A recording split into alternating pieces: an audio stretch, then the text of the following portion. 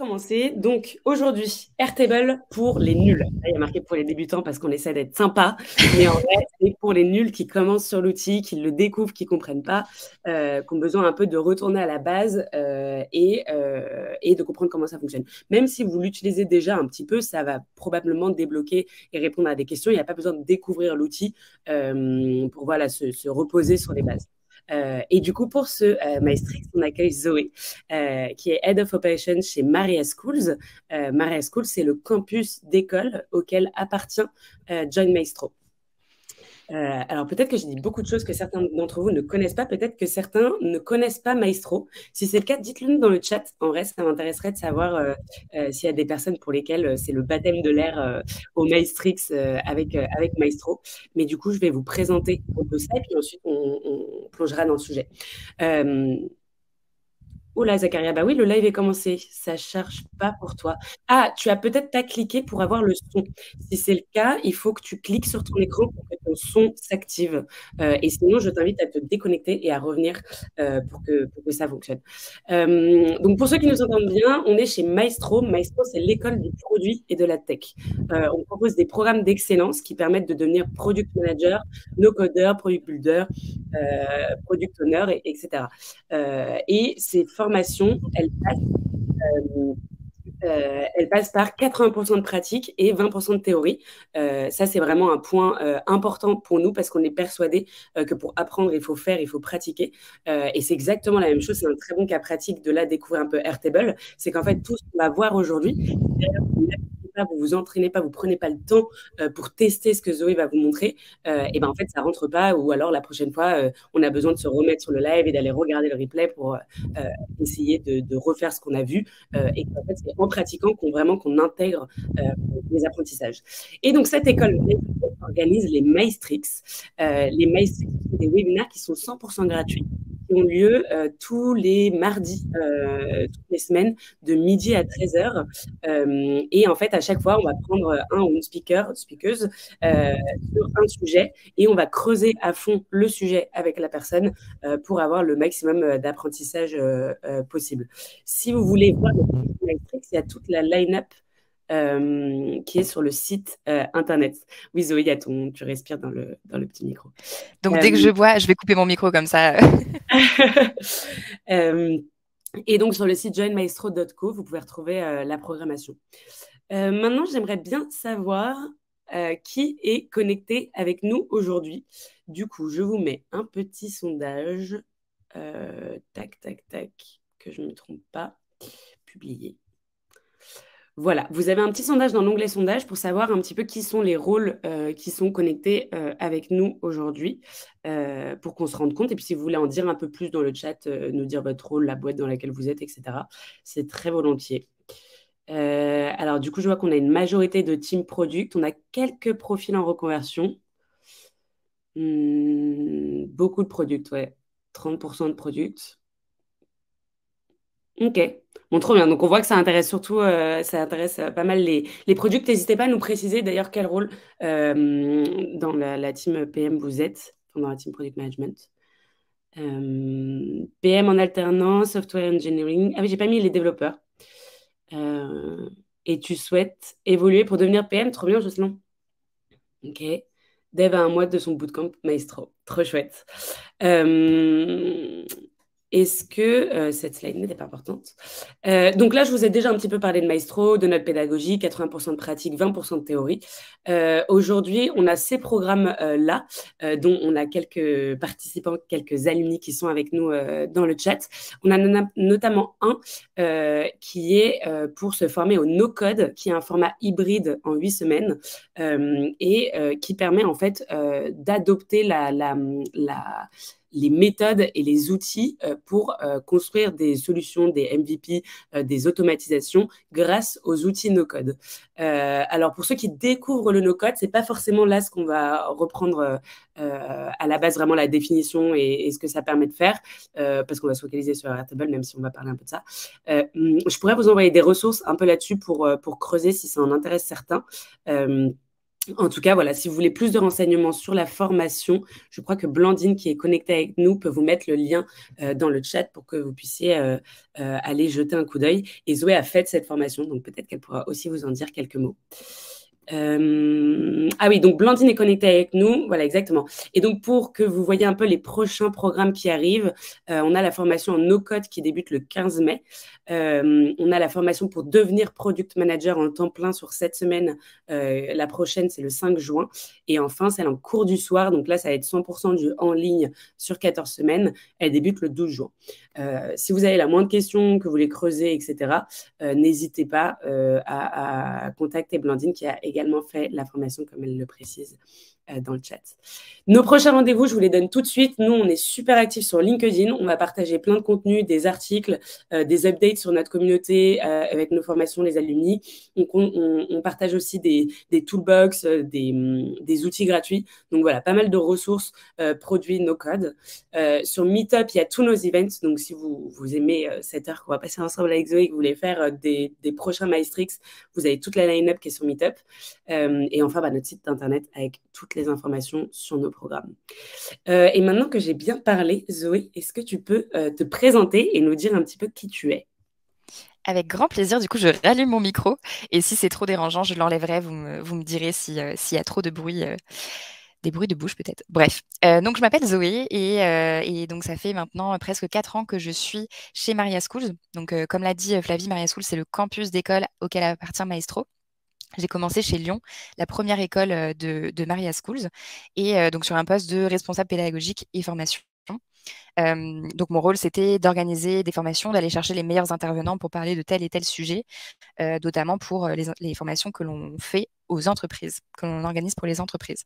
Et donc c'est dans ce cadre-là que pour la première fois, j'ai dû, et j'insiste bien sur le dû, utiliser Airtable, qui est arrivé dans ma vie un peu par hasard et qui a vraiment débarqué.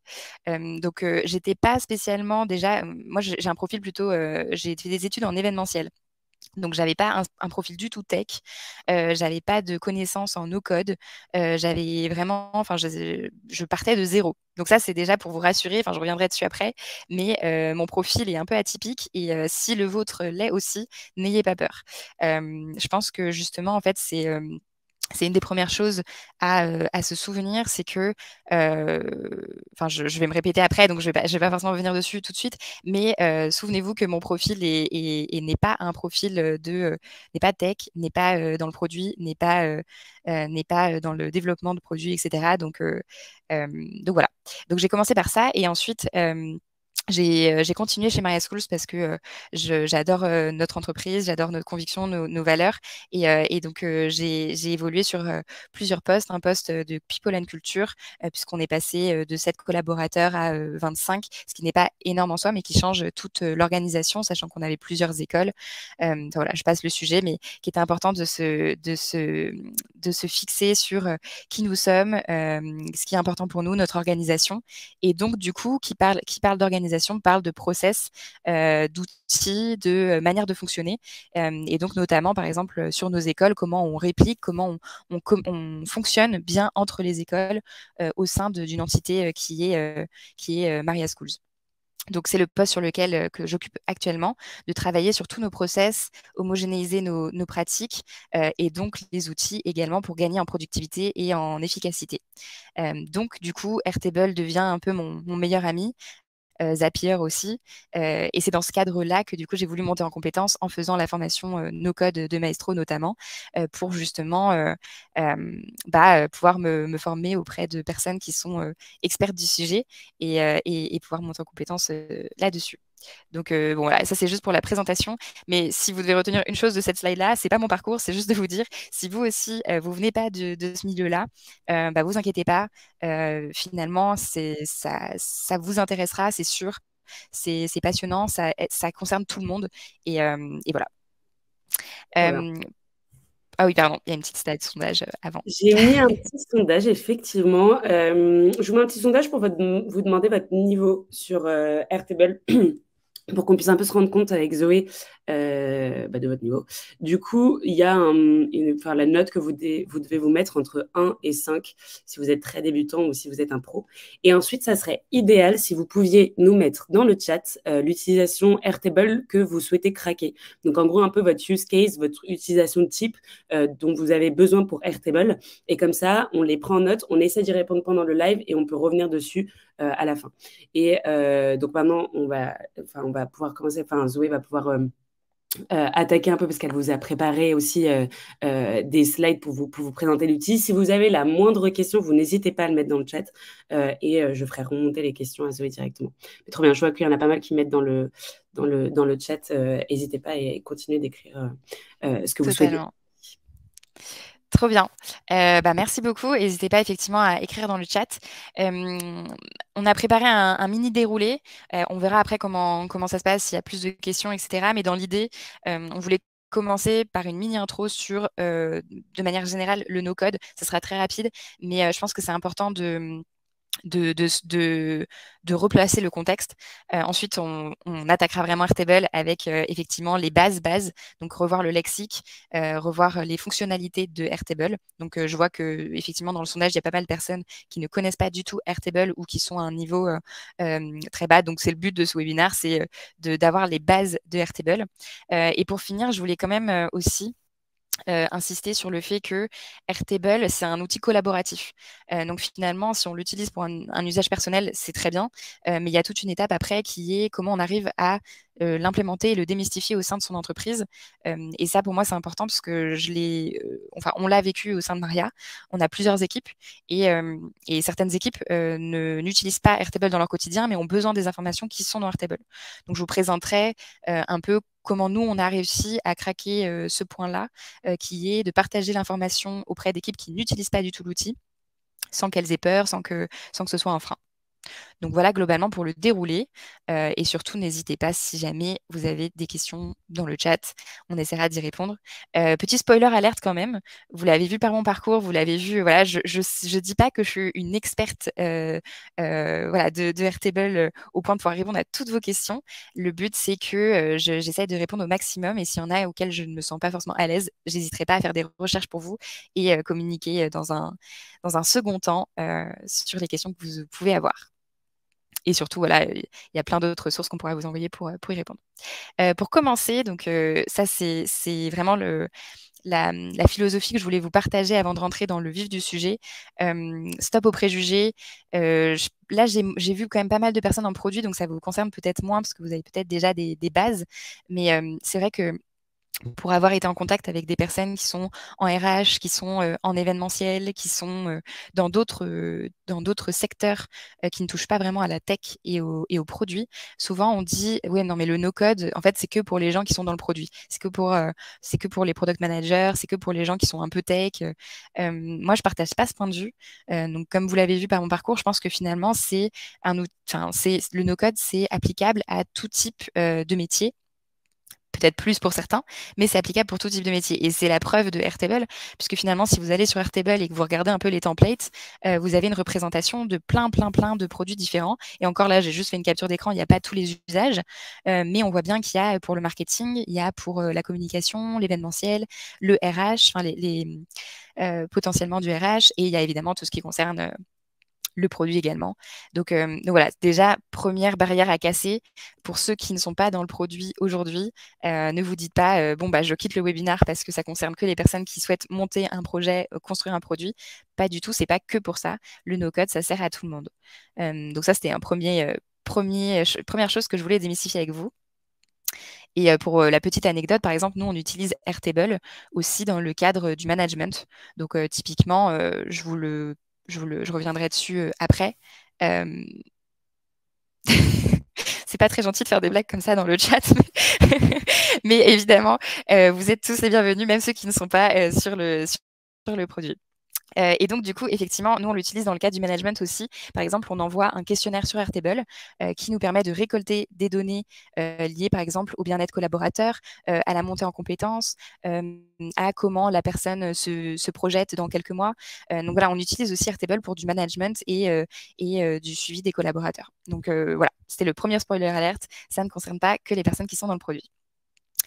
Le deuxième mythe que je voulais aborder, c'est pour les personnes qui se disent je me lance dans le no-code et surtout dans Airtable, par exemple, parce que c'est un moyen super facile de tout faire.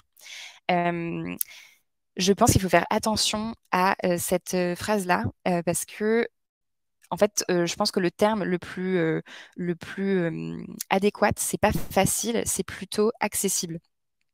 Parce que c'est à la portée de tous, et ça c'est sûr. Tout le monde, comme je viens d'insister dessus, tout le monde peut vraiment faire du no-code et utiliser le no-code dans son quotidien, mais c'est pas pour autant que c'est facile. D'où ma volonté de me faire former, d'où la volonté de certains d'entre vous de se faire former, de participer à des webinaires, parce que je pense que c'est important. Il y a plein de ressources accessibles, il y a plein de cas d'usage accessibles, etc.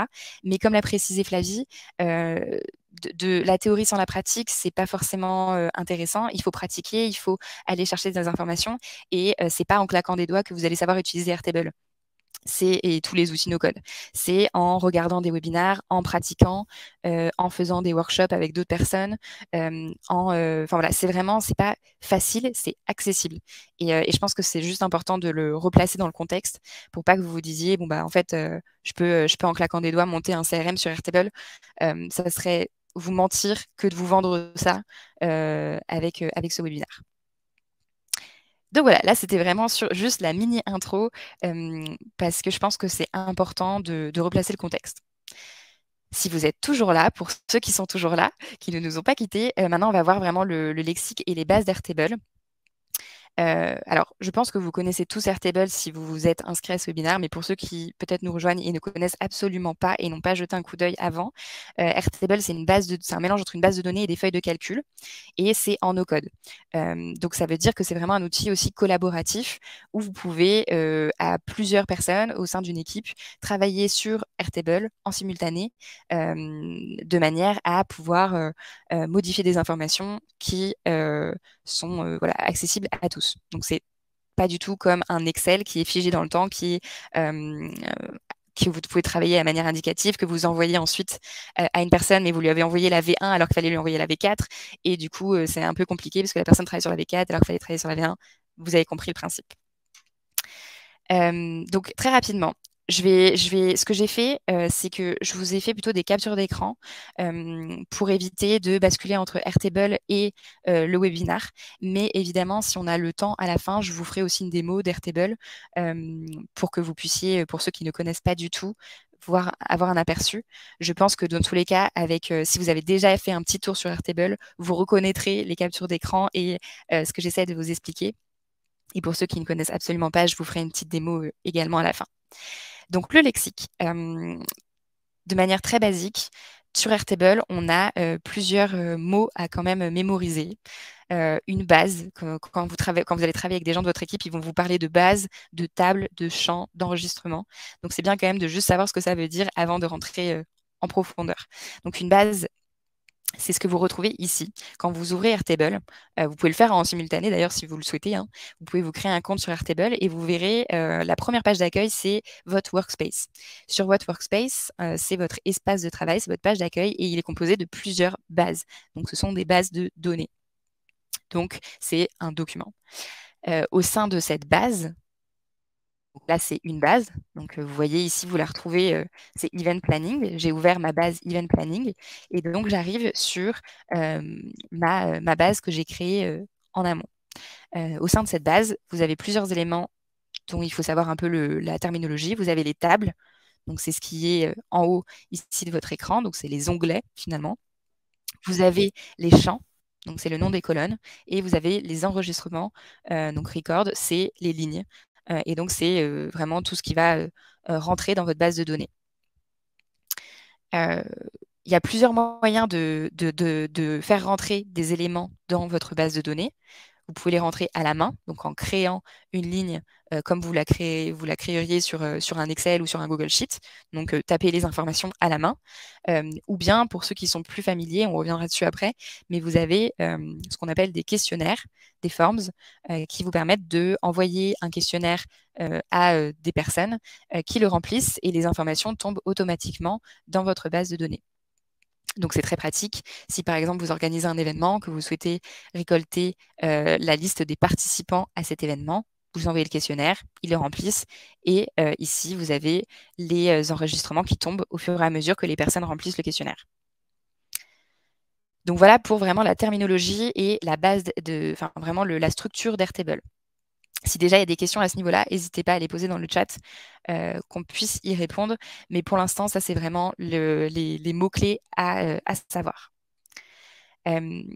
Ensuite, là, j'ai posé cette question parce que c'était pour vous replonger dans un contexte. Donc, tu peux m'envoyer la liste des événements à venir sur les prochains mois. Je me perds dans toute la liste que tu as envoyée. Donc ça, c'est souvent ce qui arrive quand, par exemple, vous travaillez sur un Google Sheet, un Excel. Vous pouvez, vous pouvez faire des filtres, etc. Mais c'est pas dit que la personne ait la même vue. Et c'est source d'erreur en fait de faire des filtres si vous voyez pas la même chose qu'elle. Enfin, c'est vraiment source d'erreur. Ce qui est bien avec Airtable, c'est le principe de vue pour justement pouvoir envoyer un type d'information à un type de personne. Donc, c'est-à-dire que, imaginons Flavie, elle me dit, bah, moi, j'aimerais avoir une vue, j'aimerais avoir que les informations qui concernent les événements à venir. Et j'ai Christelle qui me dit, bah, moi, j'aimerais avoir les informations des événements qui sont passés, mais pas les autres. Bah, si vous êtes sur un Excel ou un Google Sheet, vous allez devoir créer plusieurs onglets pour pouvoir trier les informations, c'est un peu compliqué. Alors que là, avec un Airtable, vous pouvez créer le principe de vue qui vous permet de partager des informations qui sont filtrées, triées pour un type d'utilisateur. Donc, si je reviens sur l'exemple que je vous ai donné, nous, typiquement, chez Maria Schools, Flavie pourrait me dire, bah, en fait, j'aimerais avoir toutes les formations qui sont en cours chez Maria. Et donc, je lui crée une vue. Donc là, il n'y a pas toutes les informations, mais j'ai caché aussi quelques informations. Mais là, je lui dis, bah voilà, dans les formations en cours, tu peux voir les premières formations qui apparaissent. Tu peux lui envoyer aussi une vue qui sont les formations passées, qui lui permettra de se dire, OK, voici toutes les formations que l'on a fait, et les formations à venir, ce sont les formations qui n'ont pas encore commencé aujourd'hui, mais qui seront à venir dans les prochains mois. Donc le principe de vue, c'est vraiment de permettre la visualisation d'informations pour un type de personne, de partager de l'information de manière plus facile.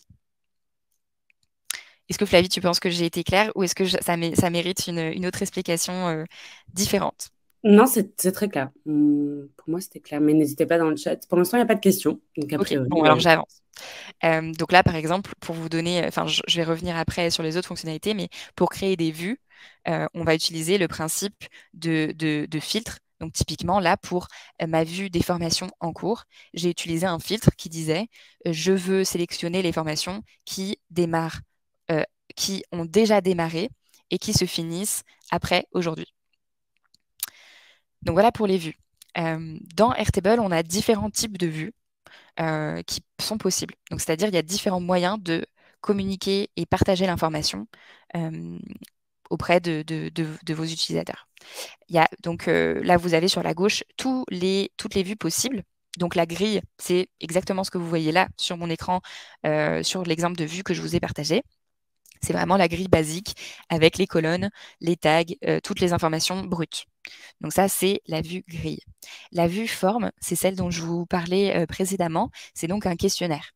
C'est ce qui va vous permettre de envoyer des questionnaires. Donc nous, dans notre cas, en tant qu'organisme de formation, on envoie souvent des questionnaires pour tout ce qui va être questionnaire de feedback, tout ce qui va être le NPS, donc le Net Promoter Score, tout ce qui va être enfin voilà, tout ce que l'on cherche à mesurer, ou les informations sur aussi les participants. On va leur envoyer un questionnaire, ils vont répondre aux questions, et ces informations vont tomber automatiquement dans Airtable. Plutôt que de faire un Typeform, de faire des apps qui permettent de récolter les informations dans un Google Sheet. Là, en fait, c'est très simple. Vous envoyez un form, les informations tombent automatiquement dans Airtable. Donc ça, c'est la vue forme. Il y a une vue calendrier. Alors, je ne l'ai pas mis en capture d'écran, mais je pourrais vous la montrer parce qu'on en a plein. Ça vous permet d'avoir, par exemple, toutes les formations, donc cette vue-là, toutes les formations à venir, vous pouvez les voir sous format calendrier, ce qui permet de se dire, bon, bah, visuellement, je visualise que la semaine prochaine, il y a 2 formations qui arrivent. Ça, c'est pas mal parce qu'au sein d'une équipe, il y a certaines personnes qui peuvent être très visuelles. Et du coup, c'est vrai que ça facilite la collaboration au sein d'une équipe, puisque certains sont beaucoup plus visuels que textuels, d'autres sont... Enfin voilà, ça permet d'avoir différentes manières de collaborer.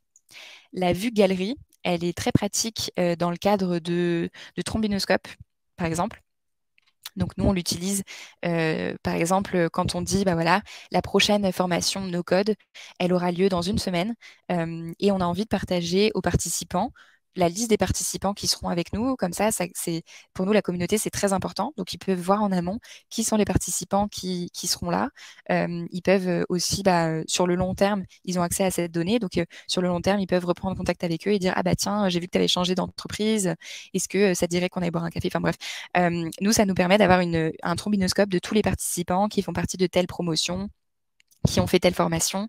Voilà, mais ça peut être aussi utile dans le cadre de user research ou donc par exemple de se dire bon bah voici toutes les personnes qui ont utilisé, enfin qui vont utiliser l'outil. Je sais pas quel outil, mais qui vont utiliser voilà Citymapper, qui vont utiliser Citymapper, et donc du coup de se dire bon bah voilà, ils ont entre 30 et 40 ans, de faire des vues, de dire bon, voilà ce qu'ils en ont pensé sur la grille, sur la moyenne d'âge de 30 à 40 ans, voici ce qu'ils ont pensé de l'outil. Faire une autre vue avec une autre grille de tel âge à tel âge, voici ce qu'ils ont pensé. Enfin voilà, c'est ce qui permet de trier et de faire un partage d'informations. Ça peut être aussi, nous, typiquement, on l'utilise, cette vue-là, dans le cadre interne, donc je vous parlais de management. On fait ce qu'on appelle un user team guide. Ça permet aux nouvelles personnes qui rejoignent l'équipe de se dire, OK, bon bah, en fait, j'ai une visibilité sur toutes les personnes de l'équipe avec leurs photos, avec leur nom, prénom, leur adresse email, toutes les informations qui sont importantes pour moi pour les contacter. Voilà, je passe pas trop de temps dessus, mais vous avez aussi des vues, donc Kanban, Timeline, List, Gantt. Ça, c'est très, très précieux pour l'organisation de projets. Tout ce qui va être gestion de projet, tout ce qui va être lié au produit, typiquement. Là, ça va pouvoir vous servir vraiment grandement. Ouais, je pourrais vous le montrer aussi, le User Team Guide, comment il se présente. Tout à fait. Donc ça, c'est pour les vues. Ensuite, une autre fonctionnalité, c'est le groupement de données. Donc pour ceux qui ne connaissent pas, ça permet de grouper des informations pour, pareil, encore une fois, avoir une visibilité plus facile de toutes les informations, toute la data qui est dans notre Airtable. Typiquement, pour vous donner un exemple concret, là, la slide que je vous ai partagée, donc nous, on fait des formations. Le groupement de données nous permet de pouvoir comparer aussi de promotion en promotion. Est-ce que la note a évolué? Est-ce qu'il y a eu une chute drastique? Comment on fait pour y remédier? Donc là, voilà, c'est dans un contexte très donné, mais j'espère que vous arrivez à l'appliquer à vous, votre contexte. Et typiquement, nous, groupés par promotion, nous permet de nous dire, bon bah voilà, en avril 22, c'est Flavie qui a donné le cours définir sa stratégie d'acquisition. En mars 2022, c'est Florence qui a donné ce cours-là. Il y a eu une note similaire, donc ça veut dire que voilà, il n'y a pas eu de grande différence entre les intervenants. Mais imaginons, on aurait eu Zoé qui donne le cours en mars et elle a une note globale de 2 sur 5. 2 sur 5, c'est pas terrible. Donc, il va falloir avoir une conversation avec Zoé pour revoir son cours, pour l'aider et pour pouvoir effectivement améliorer le cours qu'elle a pu donner. Alors, je regarde juste. Le groupement de données, c'est une sorte de vue filtrée. En fait, le groupement de données va te permettre de faire des vues filtrées. En gros, dans tes vues, ça va être des onglets, ça va être des vues que tu vas pouvoir partager à différents types de personnes. Et dans tes vues, c'est là que tu vas pouvoir faire des groupements pour pouvoir se dire, effectivement, moi, je voudrais une vue que sur les formations qui ont le cours définir sa stratégie d'acquisition. Donc, je vais faire un groupement de données grâce à ce filtre-là et ces promotions-là. Je ne sais pas si c'était très clair, mais en fait, ta vue, c'est la big picture. Ta vue, c'est ta big picture. Ton groupement de données te sert à faire des vues. Et je pensais qu'Airtable servait de base de données pour des prototypes logiciels. Les vues Gantt suggèrent une utilisation de gestion de projet. Comment les PM utilisent Airtable pour gérer leurs produits? C'est l'outil de regroupement des données utilisation pour construire le produit et faire la liaison avec le suivi des tâches créées. Oui, je pense qu'en fait, tu me diras, Julien, si je réponds bien à ta question ou pas, mais pour moi, Airtable a plusieurs fonctionnalités. Tu as une fonctionnalité qui va être vraiment de gestion de ton quotidien, donc organisationnel. Donc, par exemple, vraiment tes tâches, le suivi de tes tâches avec ton équipe produit, pour communiquer avec tes développeurs. Vraiment, donc c'est vraiment de la gestion Et donc de se dire bon bah voilà on part sur un produit qu'on doit délivrer dans 6 mois. Voici toute la timeline, toutes les tâches qu'on doit effectuer avec les honneurs de ces tâches, etc. Et donc ça peut servir dans le cadre d'une gestion de projet. Mais par contre, tu vois, ton Airtable peut aussi te servir comme ta première étape du prototypage. Donc là, pour vous, ça vous parle peut-être moins, mais typiquement, je pourrais donner un exemple très concret après, mais nous, cette base de données-là, elle nous sert ensuite à faire des interfaces, donc un produit qui va être beaucoup plus... disons que ça, c'est vraiment notre école de données, de data. On a toute la data centrée sur Airtable. Et ensuite, on va utiliser des outils tels que Softer, par exemple, ou des outils pour créer des sites Internet, etc., qui vont aller chercher la data dans Airtable et qui vont du coup construire un produit, un prototype, à partir d'Airtable. Donc en fait, pour répondre à ta question, c'est les deux. Ça peut servir juste de gestion de projet et donc organisationnel entre les équipes, etc. Mais ça peut aussi servir de récolte et de base de données pour ensuite créer un prototype et un produit. Voilà. J'espère que j'ai répondu à ta question. Et sinon, je pourrais repréciser à la fin pour te donner un exemple plus concret que ce que j'ai pu te donner. Donc, le groupement de données. Ensuite, on a une autre fonctionnalité qui est le filtre des informations. Donc ça, c'est pareil. Imaginons Flavie, donc je vous ai déjà donné l'exemple, mais Flavie me dit, voilà, je voudrais une vue que sur les formations qui sont en cours. Je veux pas les autres. Je veux pas voir les autres. Ça me brouille. Je veux que ça. Bah, moi, ce que je vais faire, c'est je vais filtrer sur les formations qui ont un démarrage, qui ont déjà commencé, mais qui ne sont toujours pas finies, donc qui sont toujours en cours. Et donc, je vais pouvoir filtrer cette information en utilisant des filtres de date, par exemple. Mais elle pourrait me dire, je voudrais voir les formations qui sont gérées par Mathilde. Ben, je vais faire un filtre sur l'honneur de la tâche. Et du coup, la personne pourra voir quelles sont les formations que Mathilde gère. Donc ça, c'est pareil dans le contexte du produit, puisque je vois que vous êtes quand même pas mal orienté produit. Bah, c'est pareil, en fait, vous pourriez très bien avoir le backlog et de se dire, bon, bah, dans le backlog, quelles sont les tâches qui sont pas mais gérées par telle personne. J'invente des mots en plus, voilà, ça y est. Donc voilà, qui sont gérées par telle personne. Donc ça, c'est le filtre. C'est hyper, hyper pratique. Ça permet vraiment d'y voir plus clair. Et vous avez aussi, vous pouvez cacher des données selon les besoins. Donc par exemple, je vais partager une vue à Flavie, mais dans cette vue-là, il y a des informations, elle est en dehors de la boîte, et il y a des informations assez confidentielles que je ne voudrais pas lui partager. Typiquement, par exemple, le nom des clients avec lesquels on travaille, je ne sais pas, le format, les notes, je ne sais pas. Ben, je peux cacher ces informations-là pour qu'elle n'ait que les informations que je souhaite lui partager. Et ça, c'est très, très pratique quand, par exemple, vous êtes soit en freelance déjà, par exemple, et vous travaillez avec des prestataires, bah, c'est très utile.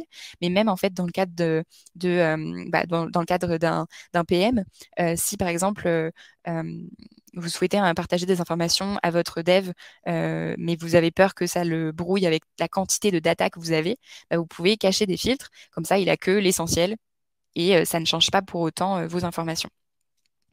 Ça, je parle pour ceux qui n'ont jamais utilisé Airtable. Ne pensez pas. Je pense que c'est très important parce que moi, j'ai fait l'erreur au tout début quand je suis arrivée. Je me suis dit, bah, pour cacher l'information, vous allez rire, mais j'ai supprimé la colonne. Je me suis dit, bah, je vais créer une vue. Et comme c'est une vue pour moi, il y avait écrit personnel, bah, je me suis dit, je vais supprimer la colonne. Et je me suis rendu compte qu'effectivement, en supprimant la colonne, bah, ça l'avait supprimé pour tout le monde. Donc vraiment, là, je parle pour ceux qui n'ont jamais utilisé Airtable. Prenez bien conscience que les vues, vous êtes toujours dans l'espace de travail collaboratif. Donc ne supprimez vraiment zéro data. Vous utilisez les filtres, le fait, les hidden fields, donc le fait de cacher des informations, les vues, pour pouvoir sélectionner les informations. Mais surtout, ne supprimez pas de la data, sinon ça supprime pour tout le monde. Alors, pour répondre à la question de Florence sur les vues, nous, ce qu'on fait, c'est on utilise vraiment le principe de vue collaborative et vue personnelle. Donc, je ne sais pas si tu vois un peu la différence, mais en fait, je pourrais vous montrer en partageant mon écran aussi dans les dernières minutes. Mais en fait, c'est vraiment en fait sur la gauche, tu as des vues. Tu peux cliquer sur vues collaboratives. Donc, automatiquement, par défaut, ça te crée des vues collaboratives et donc tout le monde les voit. Et ensuite, tu peux changer les fonctionnalités. Je reviendrai dessus à la fin. Et tu peux le mettre en personnel de manière à ce qu'il n'y ait que toi qui vois cette vue.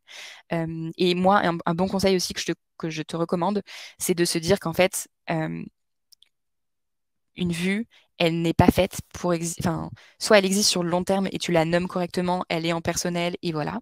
Mais il ne faut pas se dire, typiquement, si moi je me dis je veux faire une recherche, je ne vais pas me créer une vue à chaque fois que je veux faire une recherche si la vue n'existe pas sur le long terme. Faut vraiment cleaner ces vues de temps à autre parce que sinon, c'est effectivement un bordel. Et du coup, tu as plein de vues qui sont très bordéliques. Voilà. Mais je pourrais essayer de revenir dessus à la fin. Donc là, on est vraiment sur les bases. Si vous avez des questions, n'hésitez pas. Je pourrais revenir dessus. Là, on va rentrer dans un peu plus complexe. Donc c'est pour ça que ça mérite un peu de temps. Le principe des relations. Donc là, c'est juste du wording pour pouvoir vous montrer les relations qu'il existe dans Airtable. Mais ce qui est pratique avec Airtable, c'est que vous pouvez aller chercher des informations d'une table. Donc, pour rappel, la table, c'est l'onglet. Vous pouvez aller chercher des informations d'une table pour les relier à une autre table. Donc, typiquement, là, je vous ai mis un screen. C'est donc une base de données qui sert à gérer des événements. Donc, j'ai pris, pour pas qu'il y ait des informations confidentielles, j'ai pris un template. Donc, voilà. La première table, elle s'appelle Planning Events. La deuxième table s'appelle Speaker. Troisième table s'appelle Attendees. Et quatrième table s'appelle Budget. Donc là, vous avez en fait, comme vous pouvez le voir, des tables qui ont des éléments très distinctifs. On n'a pas mélangé les speakers avec les participants. On n'a pas mélangé les sujets d'événements avec les sujets d'événements avec les speakers. Donc ça, en fait, c'est vraiment de se dire, quand vous réfléchissez à votre base de données, de se dire qu'une entité égale une table. Donc une entité, c'est un groupe de données qui désigne le même objet, qui ont des attributs différents, mais au sein duquel par exemple, l'événement, il va avoir des attributs qui vont lui être très précis. Une date de début, une date de fin, le lieu, le type d'événement, le speaker, enfin voilà, un descriptif d'événement, etc. Ça va être des éléments qui vont être différents d'un intervenant. Un intervenant, il va avoir des attributs qui vont être différents. Donc ça, c'est vraiment important de comprendre que les tables, il faut les construire par entité. Et ensuite, quand vous avez besoin d'informations qui se trouvent dans une autre table, on va lier les tables. Et ça, je pense que c'est le plus important à se souvenir. Et nous, on a fait l'erreur quand on a commencé sur Airtable, c'est que forcément, c'est amené à bouger, évidemment, mais c'est très difficile d'avoir la big picture et de se dire, OK, je me pose à plat avant de construire un Airtable et de me dire quels sont tous les éléments dont j'ai besoin. Et en fonction de tous ces éléments, quelles sont du coup les tables et quels éléments je vais retrouver dans chaque table. Et donc, il vaut mieux se poser sur le papier et de créer tout ça avant de créer son Airtable et sa base de données. Donc, voilà, donc au niveau des relations, donc ça c'est l'explication. Au niveau des relations, il y a plusieurs relations qui existent. La première qui existe, c'est Link to another record. Donc, Link to another record, ça vous permet d'aller chercher des informations, comme je vous disais, d'une autre table et de la faire connecter à la table qui vous intéresse. Donc, typiquement, dans l'exemple que je vous donne là, j'ai mon planning des événements. J'ai pour chaque type d'événement un speaker. Et donc, moi, ce qui m'intéresse, c'est de me dire, OK, pour tel événement, j'ai tel speaker. Et en fait, le fait de faire link to another record, ça va me permettre d'avoir, déjà de rentrer l'information qu'une seule fois. Et si je les modifie dans la table, ouais, je vais vous le faire en live, comme ça vous pourrez le fait que ça recrée un fil dans les deux tables. Ok, je vais vous le faire en live, mais en gros, quand vous le rajoutez sur un autre onglet, quand vous faites des modifications sur la table speaker, ça va vous permettre automatiquement de faire les modifications dans votre table planning, puisque les deux tables sont liées. Donc c'est vraiment le but de Link to Another Record, c'est de saisir les informations qu'une seule fois pour les modifier qu'à un seul endroit. Typiquement, moi, je me dis, voilà, j'ai envie de relier les speakers à mon événement parce que j'ai besoin d'avoir les informations du speaker, telles que l'entreprise dans laquelle il travaille. Est-ce que est-ce qu'il est booké, mon speaker? Peut-être qu'il n'est pas booké. Donc, comment je fais pour faire ça? Le lookup, ça va vous permettre justement d'aller chercher. Bon, je vais essayer de vous le faire en live. Flavie, tu me dis si le partage d'écran marche. Yes. Je vais essayer de faire ça rapidement pour avancer sur le reste, mais que vous compreniez en parallèle. Alors, hop, si je me mets ici, tac. Euh, ok. Ouais, Est-ce que vous voyez bien mon Airtable? parfait. Ok. Très bien. Alors, attendez, je vais supprimer ce que j'avais fait pour euh, vous le montrer en direct.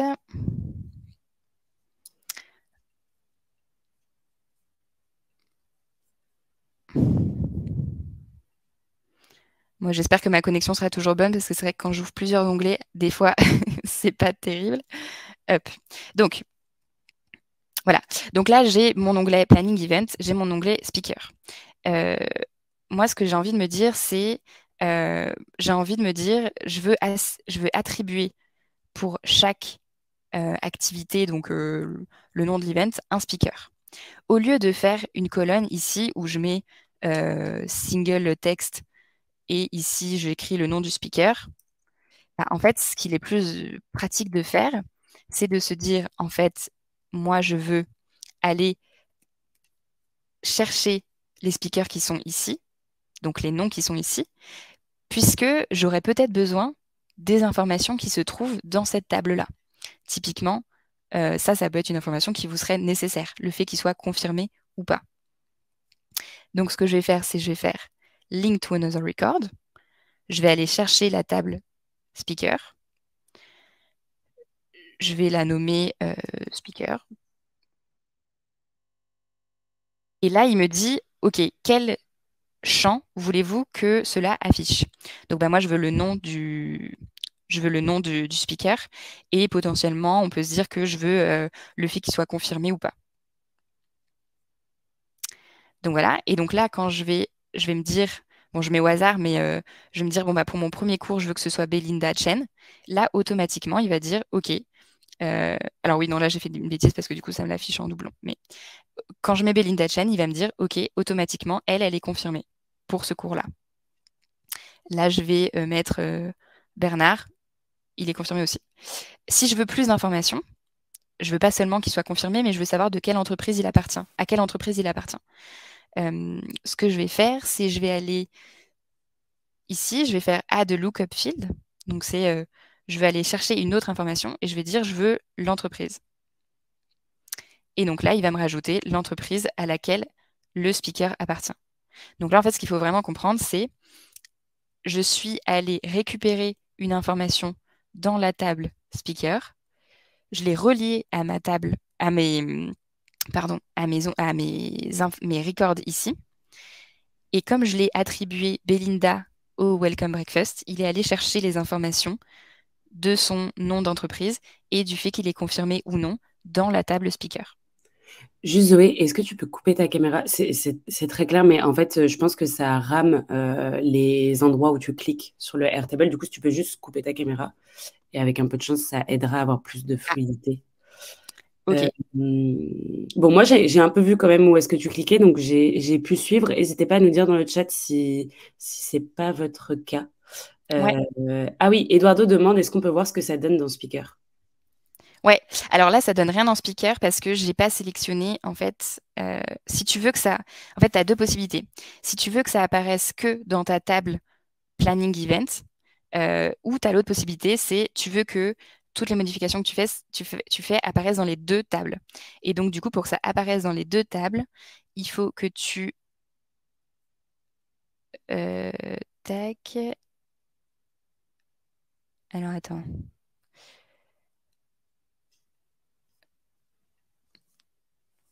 Je sais plus exactement où c'est. Euh,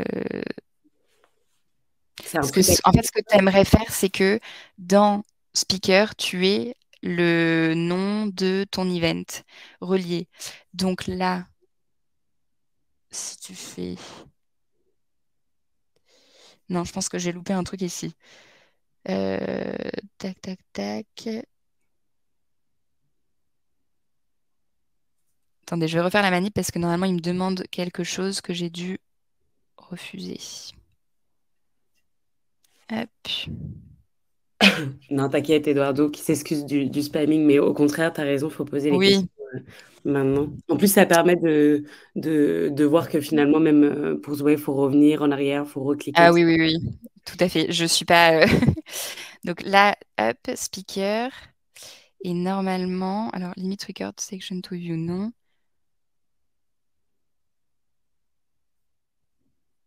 Mhm. Bon, ça, il faudrait que je re-regarde. Je sais plus. Normalement, il me semblait que il te mettait un message qui disait est-ce que tu veux l'afficher dans les deux? Donc, dans cet onglet-là et dans cet onglet-là. Mais visiblement, ça ne s'affiche pas. Donc, je vais chercher l'information et je Ouais, ce qu'on reviendrai peut vers faire, toi.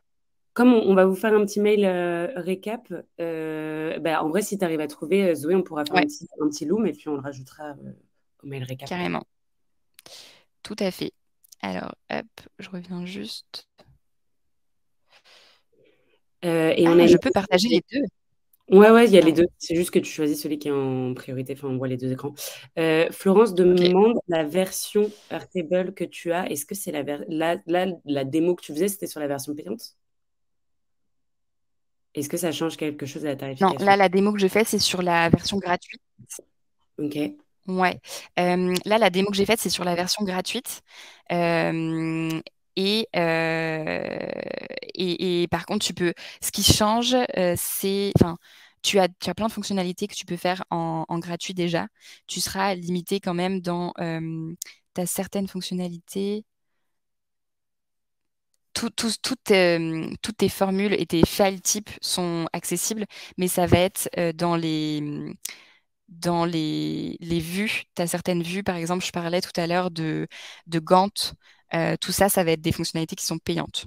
Donc, d'accord. tu vas pouvoir faire beaucoup, beaucoup de choses, mais il y a quand même certaines fonctionnalités qui seront payantes. Mais la base, même les relations, donc ce que je vous montrais tout à l'heure, c'est faisable avec une version gratuite. Ok, trop bien. Du coup, c'est embêtant parce que, en fait, dès que je quitte, ça m'a enlevé mon partage. Attends, Non, ça hop. met. Là, on voit le PDF. Ah, ok. Ah, c'est bon. Ah ouais, non, c'est juste moi Ouais, qui suis à l'ouest. Ok. faut Pardon, c'est peut-être que du coup, mettre j'ai la cru que c'était caméra. mon écran. Ok. Donc, une autre fonctionnalité que Pardon, vous pouvez excuse-moi. faire. Oui, Tu veux pardon. te mettre ta caméra juste. Désolée. Ah oui. Mais c'est plus sympa quand on te voit. Alors, j'ai recliqué, c'est bon. Du coup, une autre fonctionnalité que vous pouvez faire, c'est pratique aussi, c'est la fonctionnalité de count. Donc, en fait, là, dans l'exemple que je vous ai donné, bon, on voit qu'il n'y a que un, mais typiquement, imaginons j'avais plein de speakers qui sont reliés à un cours. Parce qu'en fait, c'est un énorme event et j'ai 4 speakers à chaque fois. Et en fait, il y en a tellement que il faudrait que je les compte à la main pour savoir combien il y a de personnes dans cet événement-là. Ça peut marcher aussi pour les participants, typiquement. Bah, vous avez une fonctionnalité qui permet de compter les chants que vous recherchez. Donc, typiquement, là, ça vous met à la fin de la ligne, OK, bon, bah, il y a un speaker, parce que moi, je l'ai relié à speaker. Mais si vous vous dites, je voudrais savoir le nombre de participants, bah, vous pourriez faire aussi de manière à ce que ce soit relié aux participants. Et donc, vous savez qu'il y a tant de participants sur tel event. Donc ça, c'est une autre fonctionnalité qui est intéressante. Je me permets juste d'avancer sur d'autres fonctionnalités d'Airtable et sur les questions. Je ne sais pas si j'ai répondu à tout, mais je prendrai peut-être un peu de temps pour répondre à la fin. Ce qui est intéressant, ce qui est hyper intéressant aussi avec Airtable, c'est que déjà en interne sur Airtable, vous avez pas mal de scénarios d'automatisation qui sont faisables. Alors ceux qui sont déjà à l'aise avec Zapier, bon, bah, c'est encore mieux parce que vous pouvez pousser le délire encore plus loin. Typiquement, nous chez Maria School, on utilise beaucoup Zapier pour automatiser des tâches. Donc pour que ce soit concret, les tâches que vous pouvez automatiser avec Airtable, ça peut être par exemple l'envoi d'un email, l'envoi d'un message Slack, l'update d'un record. Nous, on l'utilise aussi beaucoup pour générer des documents. Typiquement, en tant qu'organisme de formation, on va devoir générer des attestations de formation, des diplômes de formation. on le fait pas, mais on pourrait, par exemple, vous, ça vous intéresse peut-être, générer des devis, des factures, peut-être même dans le cadre du métier de product manager, il y a sûrement plein de documentations que vous devez récolter. Par exemple, des documents d'analyse de user interview. Il y a plein de choses qui peuvent être automatisées grâce aux data qui sont dans Airtable. Donc, sur Airtable, déjà, vous avez des scénarios d'automatisation qui sont tout faits. Donc, par exemple, là, je vous ai mis quelques exemples d'automatisation qui sont faisables. Mais il faut fouiller et vous en avez encore plus. Et si vous êtes à l'aise avec Zapier, bah, le champ des possibles est vraiment très, très, très, très large parce que vous pouvez créer plein de choses. Et juste pour finir, il y a quelque chose qui vient d'être sorti, mais qui est quand même assez récent sur Airtable, et je trouve que ça fait vraiment la différence. C'est ce qu'on appelle les interfaces. Et ça fait partie de la dernière partie que je voulais aborder sur démystifier la donnée. Parce que moi, par exemple, au sein de Maria Schools, on a beaucoup de personnes d'équipe, typiquement des sales, qui n'utilisent jamais Airtable et qui vont avoir besoin d'Airtable pour construire des propositions commerciales, pour aller chercher des alumni. Il y a beaucoup de choses dont ils ont besoin dans Airtable, mais ils n'osent pas aller dans l'outil parce qu'ils ont peur de supprimer des informations, ils ne savent pas comment chercher l'information. Il y a tellement de data que c'est hyper dur pour eux de trouver l'information. Vous, en tant que PM ou d'ailleurs en tant qu'autre métier, ça va être pareil. Vous serez hyper à l'aise avec Airtable, mais vous travaillerez peut-être avec des gens qui ne sont pas à l'aise, des clients typiquement, ou des gens qui ne sont pas dans le produit, qui n'ont pas envie de mettre la main dedans et qui, voilà. Les interfaces vous permettent de créer, grâce à cette data, une interface, c'est le nom, très visuelle. Bon, pas vous pourriez faire encore mieux avec d'autres outils, mais déjà une base, donc un prototype, comme on parlait tout à l'heure, une base de quelque chose qui est quand même assez compréhensible, visible, visuel, et permet d'avoir des données hyper intéressantes sans pour autant les modifier. Vous pouvez avoir les deux. Vous pouvez les modifier, mais vous pouvez faire en sorte que la personne ne modifie pas. Donc typiquement, pour vous donner un exemple concret, nos sales, ils ont besoin parfois d'avoir une bibliothèque d'intervenants, donc d'avoir des informations sur nos intervenants pour construire des propositions commerciales. Typiquement, les informations dont ils vont avoir besoin, c'est le job, le nom de l'entreprise, la biographie. Là, je vous ai caché toutes les informations parce que c'est des infos confidentielles, mais il va y avoir aussi les cours sur lesquels ils interviennent. Les supports de présentation pour leur donner une idée de ce sur quoi ils interviennent. Donc, pour les sales, c'est hyper précieux cette information-là. Et nous, ce qu'on a fait, c'est en gros, on est parti de la data qui était dans Airtable, donc de la donnée brute en grille que vous avez pu voir, et on a créé des interfaces qui permettent aux sales d'avoir une bibliothèque. Ils tapent le nom d'un intervenant et ils tombent sur sa fiche intervenant. Et donc, sur cette fiche, il y a toutes les informations que j'ai souhaité partager.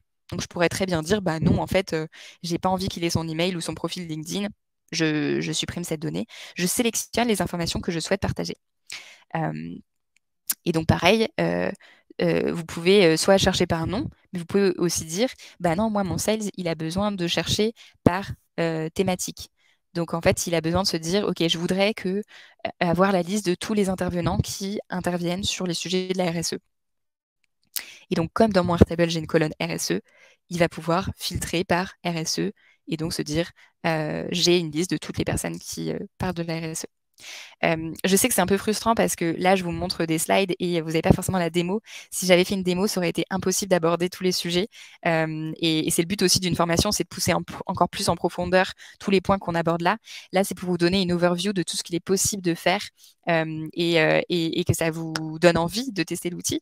Et évidemment, ça ne peut pas se faire en 1 heure de webinar. Vous ne pourrez pas être expert en 1 heure. Mais déjà, sachez que toutes ces fonctionnalités, elles existent et c'est très pratique. C'est la fameuse vue calendrier dont je vous parlais tout à l'heure. Voilà, c'est juste une vue visuelle pour vous donner aussi un aperçu de ce qu'il est possible de faire en vue. Et je reviens juste aussi là-dessus pour vous donner un autre exemple concret de nous, ce qu'on a mis en place. Typiquement, pour tous ceux qui ont des événements où vous souhaitez mettre des invitations. Par exemple, j'essaie de me plonger dans le cadre d'un PM Imaginons vous avez vous avez des sprints avec des dates, des honneurs, et vous les gérez sur Airtable. Et ben tout ça, vous pourriez très bien l'automatiser avec Calendar. Et donc, une fois que vous avez mis tous vos sprints avec tous les honneurs, les fichiers qui sont intéressants pour tel et tel sujet, bah, vous lancez l'automatisation avec Calendar et ça envoie toutes les invitations aux personnes que vous avez mis dans votre Airtable. Nous, c'est ce qu'on fait pour nos formations. Tous les alumni qui sont chez nous, quand ils font une formation, on crée notre planning de formation, on met les élèves et ensuite on appuie sur un bouton, ça envoie toutes les invitations calendar. Bah, vous, dans le cadre de votre métier, PM, ça pourrait être la même chose. Vous pourriez avoir tout votre sprint et appuyer sur une invitation, appuyer sur un bouton, ça envoie toutes les invitations avec toutes les personnes qui sont invitées pour vos réunions. Euh, voilà. Donc ça, et je regarde, avant de répondre aux questions, très rapidement, juste les derniers conseils. Vraiment, quand vous créez un Airtable, c'est très important de toujours penser à l'architecture globale de votre base de données et donc de la construire sur le papier, vraiment de se dire, OK, quelles sont toutes mes tables, donc toutes les entités dont je vais avoir besoin. Et ensuite de réfléchir aux connexions que vous allez pouvoir faire entre les tables pour vous dire quelles sont les données que j'ai besoin de relier entre elles. Et tout ça, faites-le sur papier avant de rentrer dans Airtable. Je parle d'expérience, c'est important de le faire en amont pour éviter au maximum de déconstruire, reconstruire, etc. Fouiller, parce qu'il y a plein d'extensions sur Airtable qui sont hyper intéressantes. Typiquement, J'en ai une qui me sert beaucoup, c'est Dedupe. Ça vous permet de voir en un clin d'œil tous les doublons que vous avez. Par exemple, nous, on a une base de données avec tous les alumni ou tous les profs ou tous les alumni, mais il y a des alumni qui ont fait plusieurs formations. Donc, si ça se trouve, ils sont en doublon dans notre base de données.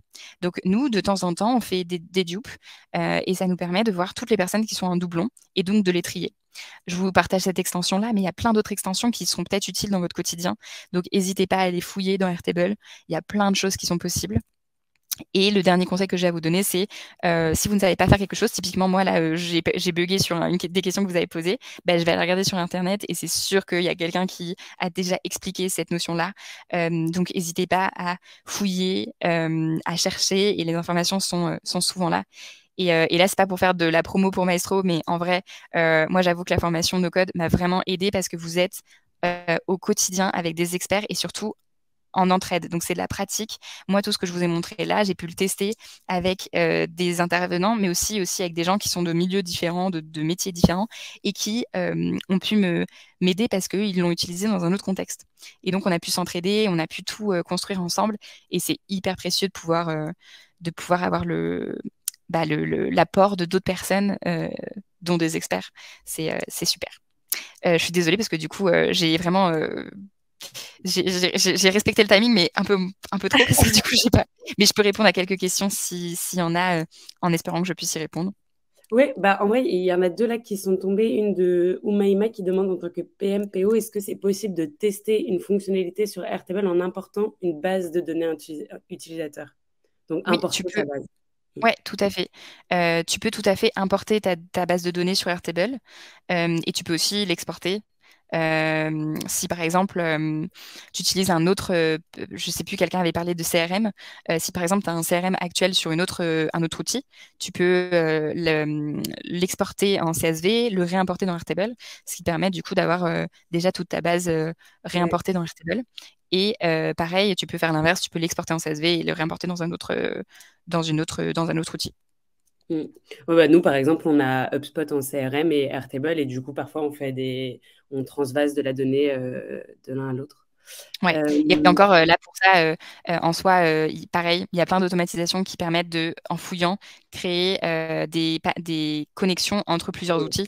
Donc, si ta base de données utilisateur est sur un outil que tu comptes garder sur le long terme, bah, renseigne-toi s'il n'y a pas des connexions à faire avec Airtable. C'est sûr qu'il y en a, je suis quasiment sûre, pour permettre d'avoir une mise à jour en temps réel des données. mm. Carrément. Et ensuite, on a une dernière question un peu piège, la RGPD. Et du coup, Aurélia qui nous Bonne journée demande. à tous et au revoir. C'est la question qui fâche. Non, elle demande si on sait où sont stockées les données. Je ne sais pas si. Alors, en vrai, j'ai peur de dire des bêtises. Je dirais États-Unis. parce que je pense que c'est un outil. En vrai, je pense qu'effectivement, si certains se disent c'est risqué c'est un peu le risque des outils no-code. Et même que la suite Google, effectivement, c'est que parfois ça peut être bloqué par certains types d'entreprises, puisque effectivement c'est des outils qui sont hébergés dans d'autres, qui sont pas français. Mais attends, je vais juste taper quand même parce que je sais pas, je voudrais pas dire de bêtises. Ouais, moi, Euh, j'ai essayé de regarder, j'ai pas trouvé Ah, l'info en ok. ce moment. Donc, en vrai. Ah, bah, Bon, bah, super. on chercherait. Julien partage Ah, une quelqu'un a rubrique. répondu? Pourquoi vous Ah, devriez trop vous bien. méfier d'Airtable? C'est pas du tout Merci. inquiétant. Ah, c'était pas la ressource qu'il fallait donner. Tout est dans le titre. Ouais. Après, c'est parce que voilà, tout le monde a un avis différent sur le sujet. Moi, je pense sincèrement que en vrai, euh, enfin, ouais, bon, ça dépend. Je vais pas m'éterniser sur le sujet parce que je pense que c'est pas. Mais on pourra faire une recherche là-dessus. On a fait un webinaire justement sur RGPD et no code, comment concilier les deux, qui était Ouais, assez technique tout de même, mais je vous le partage dans le chat si ça t'intéresse, Aurélia, de fouiller un petit peu. Oups, attendez.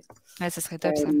Ouais, de fouiller un petit peu la question et d'avoir le témoignage. Bah, du coup, c'était deux experts en droit, donc ça aide bien pour avoir des bonnes réponses. Et bah, écoutez, génial, trop bien. On a un poil débordé, mais c'était hyper intéressant. Moi, en tout cas, j'ai appris plein de choses. Et en plus, je voulais aussi dire, parce qu'à un moment, tu as montré une vue avec le calendrier des formations en disant, bon voilà, ça c'est une petite vue. Et toi, tu dis que c'est une petite vue, mais en vrai, moi, en tant qu'utilisatrice des automatisations et des choses que tu crées sur Airtable, bah, en vrai, cette petite vue, elle me fait gagner parfois 25 minutes, 30 minutes Oh, pour c'est l'information. c'est Non, mais... c'est le moment love.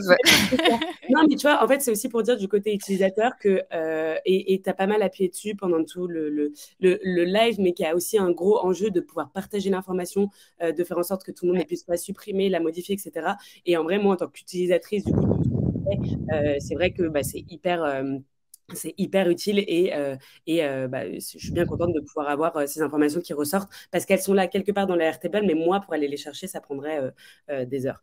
Donc, Mm. merci beaucoup, Zoé, pour tout Avec le grand plaisir. partage, tous les conseils et d'avoir bien répondu voilà, à toutes les questions.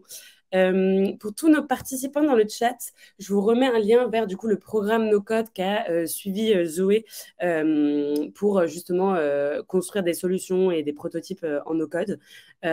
Si vous avez d'autres questions, que ce soit sur le webinaire qu'on vient d'avoir, sur la formation sur Maestro, n'hésitez pas à nous contacter directement. J'ai pas mis nos LinkedIn. Tiens, je vais glisser nos. Si ça te va, Zoé, je glisse ton LinkedIn. Ouais, carrément. Hop, je fais ça Avec rapidement. grand plaisir. Et Belinda, je rebondis juste, mais pareil, pour le perso, c'est hyper utile. Enfin, vraiment, tous Ouais, les outils no-code, c'est précieux. ouais. Ok, et ben génial. Merci beaucoup. Merci encore Zoé. Merci à tout le monde qui a participé et qui était connecté avec nous. Et on se retrouve la semaine prochaine. On a un webinaire sur le product et la data. Donc on espère vous voir nombreux. Merci tout le monde. Très bon après-midi. Bonne journée à tous, au revoir.